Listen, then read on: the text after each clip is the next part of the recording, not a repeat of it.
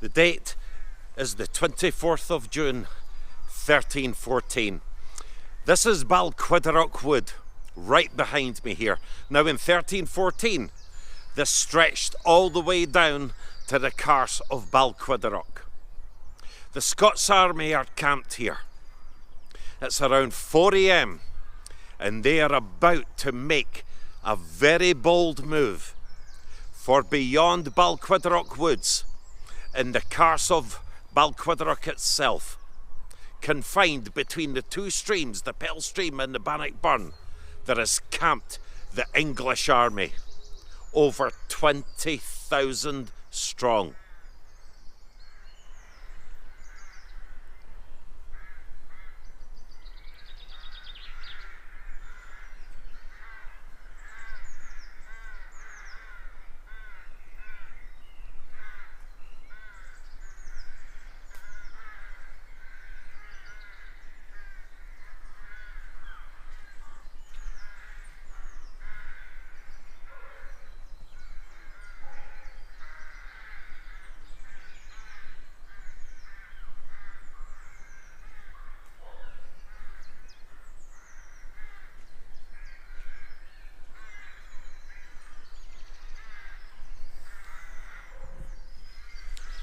As the Scots silently make their way down through the woods, they form up in 3 divisions of infantry. Now the Carse is only a few hundred metres away. The night before, the English camped in the Carse, which is hard ground. They've camped there before.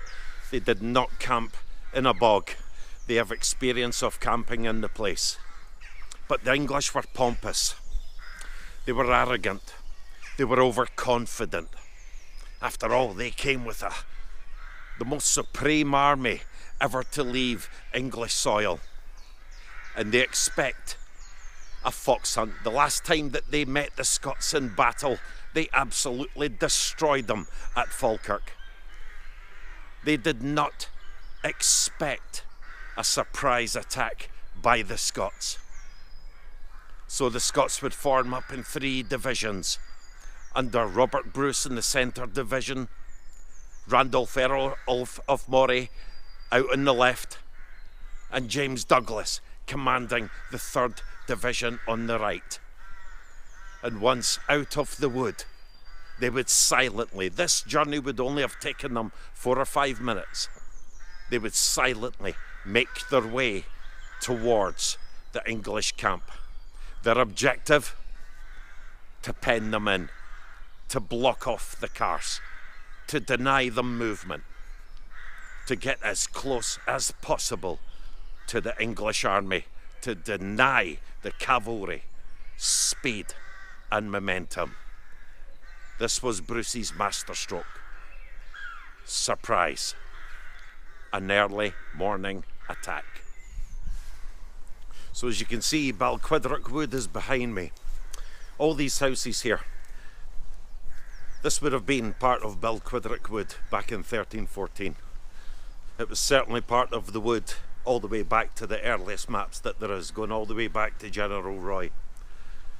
So the Scots would have marched down here in silence, knowing their objective, to get straight into the Carse as quickly and as quietly as possible.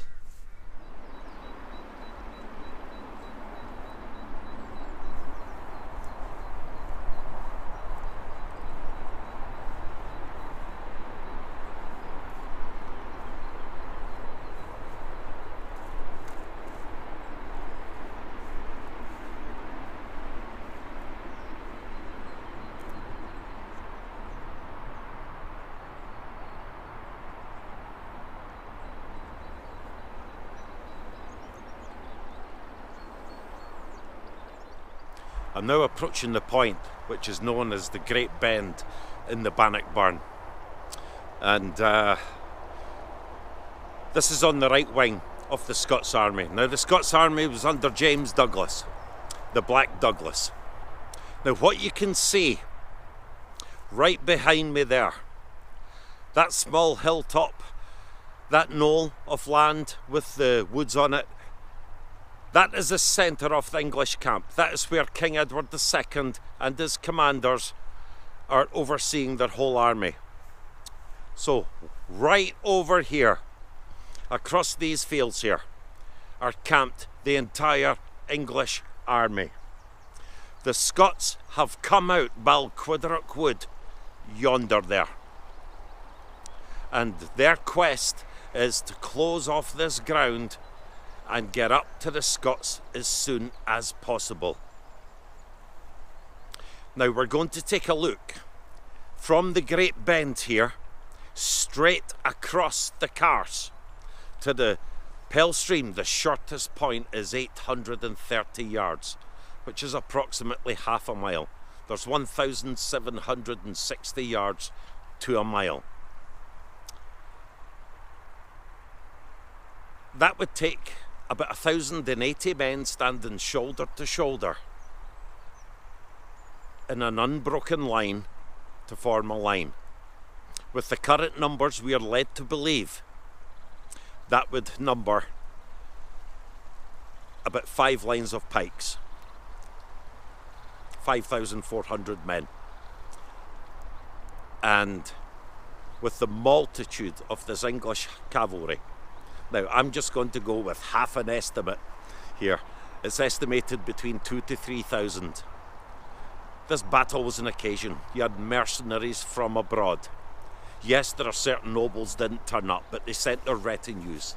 They sent their lawful quota to assist Edward. This was in no way a B team, as some historians would have you believe. This was an elite English army, and they were overconfident because of it. For 5 lines of pikes to defend that line, that seems not only improbable, it seems impossible. And we're going to take a look at what the English sources say from their position. There are cows in the field, so I can't get up onto the knoll today, but I can film it from where the English camp started, and what the English reactions were, what Edward's army, because there was Scots in the army too, as well as foreign mercenaries. There were those who opposed Bruce, those who had been conquered in Scotland before. So we're going to look at that, but we're going to look at just what the English reactions were once they saw the Scots army in front of them. What you see in front of you is the English camp. Now that's a large knoll up there. That's where the king and his commanders could oversee the whole army. But this entire area here, that's the A91 beyond there. The Bannockburn is just over in this dip here. Very handy for water, for horses, but the entire Carse, especially in wet weather. You cannot see them from here, but there are undulations in the ground that fill with water, ideal for cavalry. Now those woods to your left there were not here back then. Those are more recent woods. So that space stretches right over to the Pell Stream. Now this hedge here, roughly where we are, we're on the right wing of the Scots army. This is where Douglas's division would have stopped here. Now it says the English mounted in great alarm. Edward II was astonished when he saw the number of Scots. And he sounded the trumpets. There was an archery duel first. But this place gets my blood boiling, because you can really get a sense of place here. As the Scots finally get up to here. Originally they stopped shorter than here. They dug their pikes into the ground, but when they saw the English confusion, they got up from their knees, they ran towards this area here, and they set their pikes once again to receive the cavalry charge. Now the English columns started to form, albeit late, albeit in surprise. There was discoordination, there was arguments among the commanders. The Earl of Gloucester charged here, and he broke into Douglas's division. He never even had time to put on his coat of arms, his helmet, grab a lance. He grabbed a sword and he waded into Douglas's men here. And the entire English army watched in astonishment as he was pierced by many wounds. His horse was killed from under him, and he was killed, them not knowing who he was. The Vita Edward de Secundi says that the Scots marched out of the wood in 3 divisions, like a thick-set hedge that could not easily be broken. Scala Chronica tells us that when the English charged, charge after charge, there was a great jamming together because they could not operate against them. That does not sound like a flimsy 5-line of pikes. Once the cavalry charges had been repulsed, in the subsequent charges after that, one after the other, caused the jamming, and it says that they were motionless for a while, as Lanarkos tells us. Now, with the exception of the cavalry, they have come to a full stop. Horses are being killed from under the knights, knights are being pulled off their horses, their visors are lifted, and they're receiving an axe or a dagger to the head. There are around 17,000 foot soldiers behind those cavalry, all trying to get in on the battle. Pressing, motionless. That would have caused immense pressure on the Scottish lines. Under 5 lines of pike, that pressure would have made a difference. It would have broke the pikes. It would have broke the lines of the pikes. There's no way that 5, each knight weighs a ton. Each knight and his warhorse weigh a ton. Even if you kill the horse and rider, smashing through you, it would be carnage if there were only 5 lines of pikes. But charge after charge after charge, and all the foot soldiers and camp followers on, trying to see what's happening, trying to get in on the battle. That pressure would have been unbearable, and the Scots lines would eventually have broken. There had to be more than 5 lines of pikes. Even if there were 10 or 12 lines of pikes, that means double the number of Scots. And that would put the army at roughly 10,500. We're now in the centre division where Robert the Bruce led his army. Over there, just at the end of that hedge there, that's where we've just been. That was Douglas's division. Now this pond here is an invariant for the period. It's on the earliest maps going back to 1750 and 1746. The English camp did not come beyond this.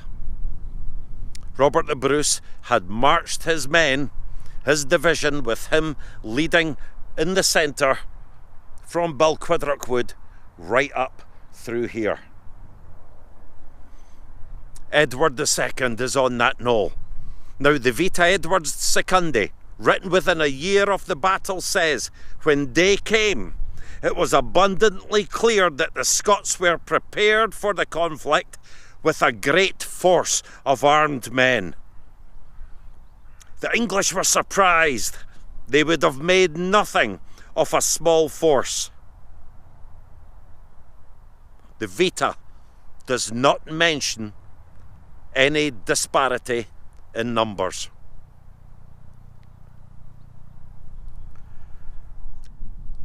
The chronicler John of Trocklow comments that the Scots attacked sooner than expected in dense battle array. Lanarkos tells us that the Scots were assembled in all their strength. The Vita Edward Secandi tells us that never before in our time has such an army gone forth from England. And that includes the army that Edward I brought up to Falkirk. It took a dense army to close off this ground. What you're seeing there is from the trees on the left, right down there to the pond in front of you. This is the width of the English camp. Wagons, fletchers, arrow makers, prostitutes, hangers-on, people coming to see the battle, all these horses. If there's 2,500 cavalry, there's more than 2,500 horses. Knights with their squires were required to be able to remount their knight if their horse was fallen. It's no wonder when the Scots closed off this carse in dense battle array that this jamming occurred and the English were not able to operate. This is no small army that Robert the Bruce brought with him. Some even debate if Robert the Bruce intended to fight. Intend to fight he did, because he had a plan. He had a year to prepare. He did summon all the fighting men of age he could from all his kingdoms and sheriffdoms. Robert the Bruce was no fool. Robert the Bruce had not lost a fight since the Battle of Methven in 1306. He planned this. And it was such a masterstroke that he did close off the carse, but that he was even able to be quick thinking and close it off further a second time. This is what caused great alarm in the English ranks.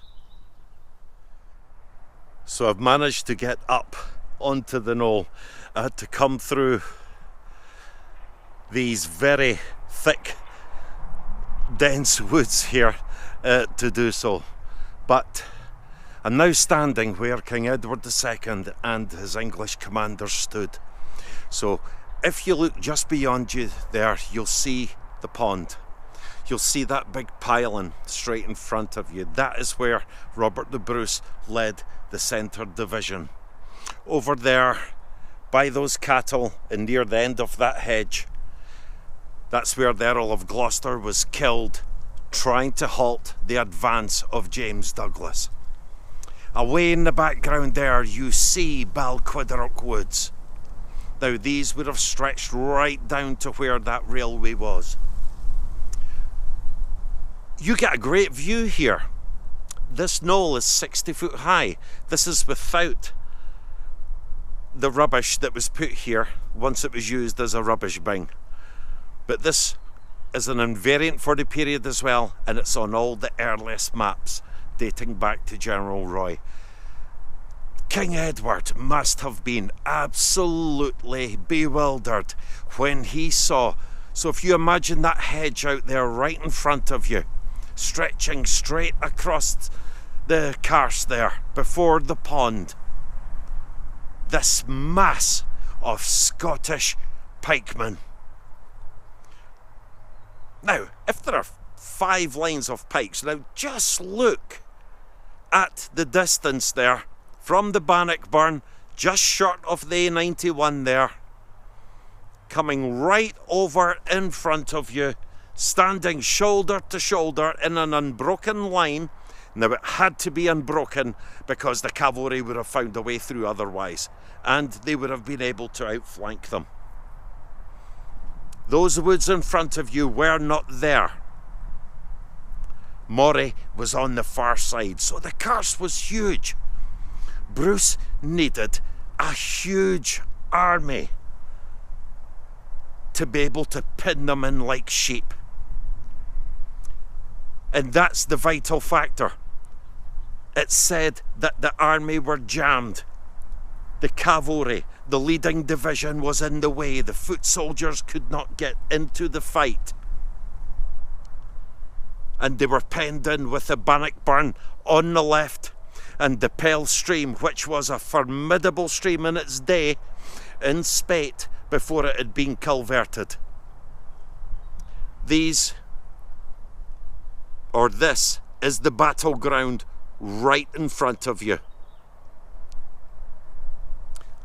This is also before, well after the rout took place, where the burial pits would have been, just down below in that plain below there. A fascinating place. I get a strong sense of place every time I come here, and I've been coming here for years. And it is always the same. Ingram d'Umfreville said it was the most fearsome sight that he ever saw. Edward II was astonished. He asked him, will those Scots fight? Have they come to fight? The Scots came and knelt down. Of course, the religious monks within the English fraternity thought they were praying. They would have said their prayers long before presenting themselves in front of the might of the English army. What they were doing is they were setting the butts of their pikes into the ground. For they did not only kneel once, but seeing the English army in great confusion, mounting in great alarm, having no column, some still sleeping, some still drunk from the night before, the Scots got up and closed off more ground. The more ground they saved, the more lives, the more ground they cut off, the more lives they saved. Until they broke through. King Edward fled the field up here when he saw Bruce advance right in front of him. When the ranks eventually broke, they could not go that way. They headed for the Bannockburn over there, where many of them drowned. Some headed away behind the knoll here. They broke and went towards the River Forth, where many of them drowned as well. But the Scots ranks, when they broke through, would have come through here in number. The king had to, in a panic, be led from the field because he was fighting furiously as they tried to capture him. He would have meant a pretty sum. But the Scots broke through in all their strength, not a mere 5 lines of pikes. Walking through these woods is absolutely treacherous, but you know, when your passion's digging up the past, walking in the footsteps, you don't mind getting dirty, mucky, and going into some of the most formidable places that you can. For me, that's the enjoyment of it all. So where do these odds of 3 and 4 to 1 spring from? Well, none of the sources, except one, mention any disparity in numbers. The English certainly don't mention that the Scots were few in number. And you may think, well, why would they? They wouldn't want the embarrassment of being beaten by overwhelming underdogs in terms of numbers. But none of them mention that the Scots were outnumbered at all. Quite the opposite. They mention that the Scots were in great strength. So this source comes from one John Barber, who wrote his epic tale, The Bruce. He has the English numbers at 100,000 and the Scots numbers at 30,000.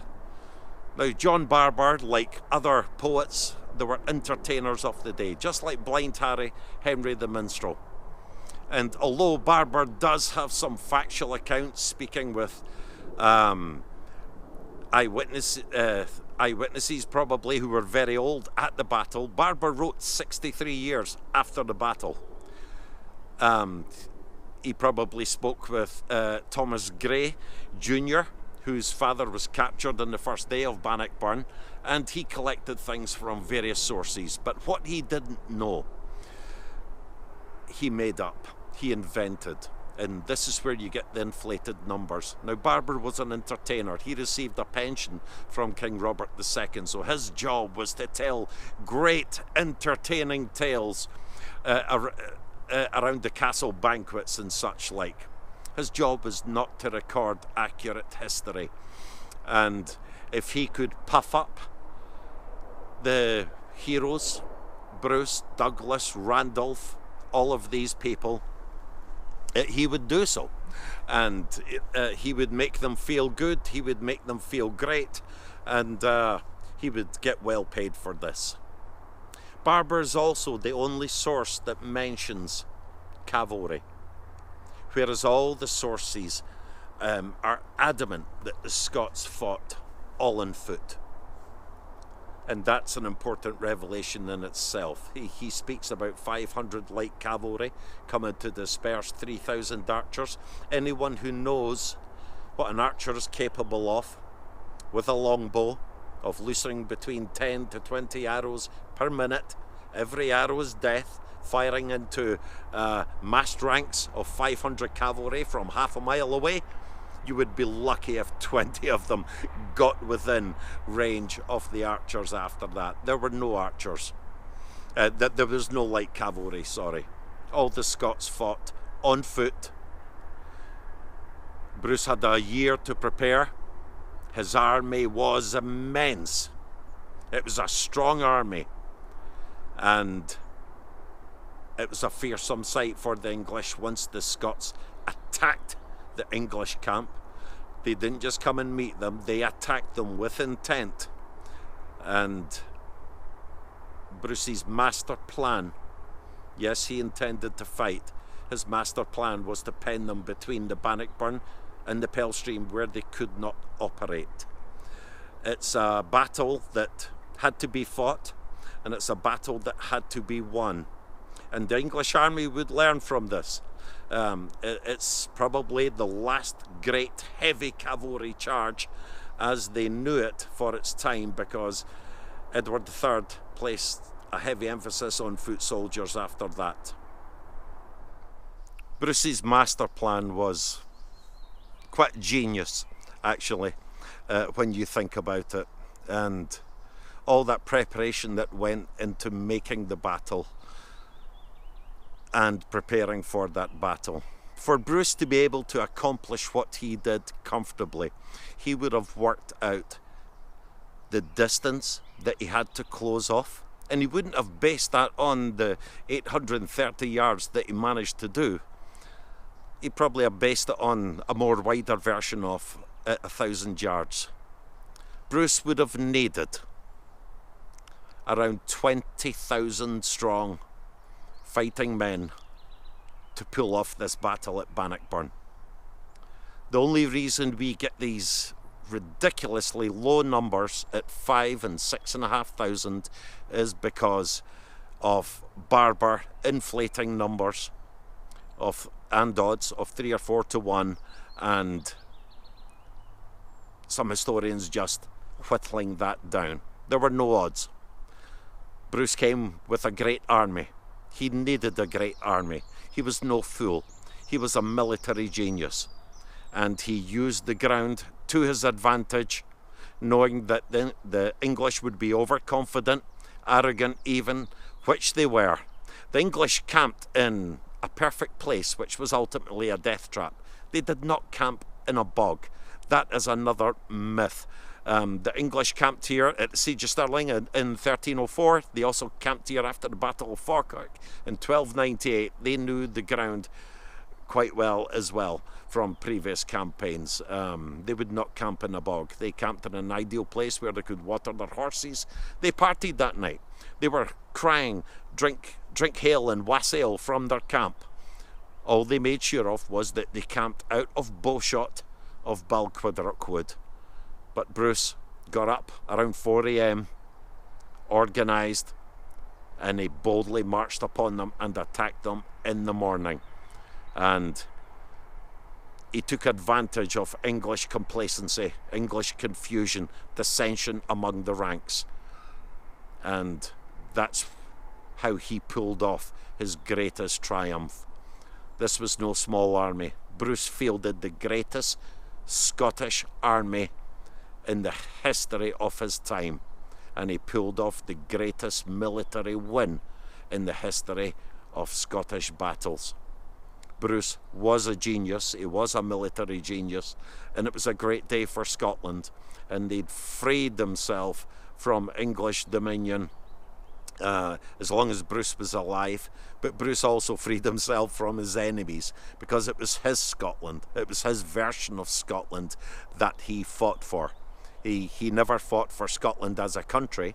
He did not recognise King John Balliol when all that was going on. He fought for his version of Scotland, where he saw himself as the rightful king. And once he'd sorted that out, he was a good king. And as peaceful as this place is now, it's worthwhile coming to visit. It's worthwhile drinking in the ground, feeling it for yourself, getting that strong sense of place, because it's important for me that the myths and the legends are blown away, and that we really realise the significance of this event, not only for its time, but for now. There are millions of people still interested in the Battle of Bannockburn. Every time I turn on a podcast or read a new book, it's regurgitating the same old myths that we've been spoon-fed for years. And the evidence, when you study all the evidence and all the sources, is overwhelmingly different from the legends that we've come to accept, that were written 63 years after the battle. As great as John Barber was, as great an entertainer as he was, as wonderful as his writing is, it's a fictional account of the Battle of Bannockburn.